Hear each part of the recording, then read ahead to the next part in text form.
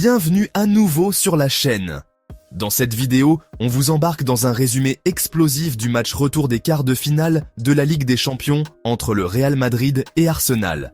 Joué ce mercredi 16 avril 2025 au mythique Santiago Bernabéu. Arsenal a renversé les Mérengues en s'imposant 2-1, s'offrant ainsi un ticket pour les demi-finales sur un score cumulé de 5-1. Pas de réveil pour les Galactiques. La soirée a viré au cauchemar, malgré près de 66% de possession de balles en leur faveur. Dès le coup d'envoi, on a senti la tension monter d'un cran, avec un Real qui cherchait la faille et un Arsenal déterminé à gérer son avance. La première période s'est pourtant conclue sans but, malgré un pénalty manqué par Bukayo Saka après une faute dans la surface et une spectaculaire parade de Thibaut Courtois. Les Mérengues ont eux-mêmes vu un pénalty annulé par la VAR, un tournant qui a crispé l'atmosphère du Bernabéu. Selon l'analyse critique d'AS, Madrid a manqué de jeu intérieur et de profondeur offensive, malgré 43 centres inoffensifs, révélant un déséquilibre dans le cœur du jeu. À la reprise, Mikel Arteta a opté pour la prudence, demandant à ses joueurs de rester compacts et d'attendre le bon moment pour frapper.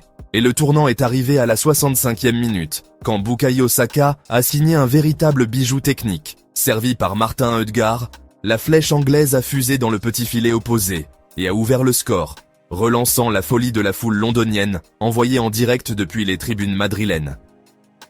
À peine 2 minutes plus tard, Vinicius Junior a répondu au tac au tac. Profitant d'une erreur de William Saliba, il a enchaîné contrôle orienté et frappe croisée pour tromper David Raya et égaliser, ramenant l'espoir du côté madrilène. Mais la délivrance est survenue en toute fin de match. Gabriel Martinelli a conclu un contre-assassin à la 93e minute, catapultant Arsenal en demi-finale et scellant l'épilogue d'une remontada avortée pour Madrid. Sur le plan statistique, Real a multiplié les offensives. 18 tirs dont seulement 3 cadrés, contre 11 tentatives et 6 frappes cadrées pour Arsenal. Malgré une possession de 66,1% pour les locaux, les Gunners ont démontré une efficacité chirurgicale et un sang-froid exemplaire pour gérer leur avantage au score. Le jeune prodige Endrick, sur qui reposaient de grandes attentes, a montré quelques fulgurances mais n'a pas pu inverser la tendance, symbolisant l'impuissance des Mérengues ce soir-là. De son côté, Kylian Mbappé a dû céder sa place à la 61e minute sur blessure, jetant une ombre supplémentaire sur la soirée madrilène. Au-delà du score, cette affiche a mis en lumière deux approches diamétralement opposées. Le Real Madrid, fidèle à sa tradition de jeu de possession, mais bricolant son animation offensive face à un Arsenal pragmatique, modèle d'organisation défensive et de transition rapide.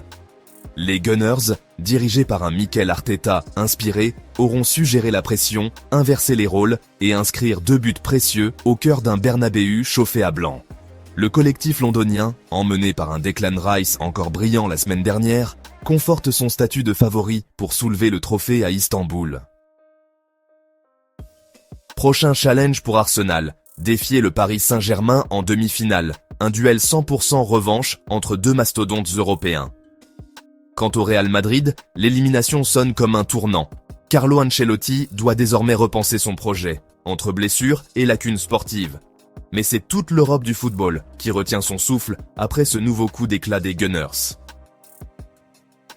Voilà pour ce résumé flamboyant du match retour Real Madrid-Arsenal. Si vous avez kiffé cette vidéo et que vous voulez rester aux premières loges de toutes les analyses football, lâchez un pouce bleu, abonnez-vous et activez la cloche pour ne rien manquer de la suite de cette épopée européenne.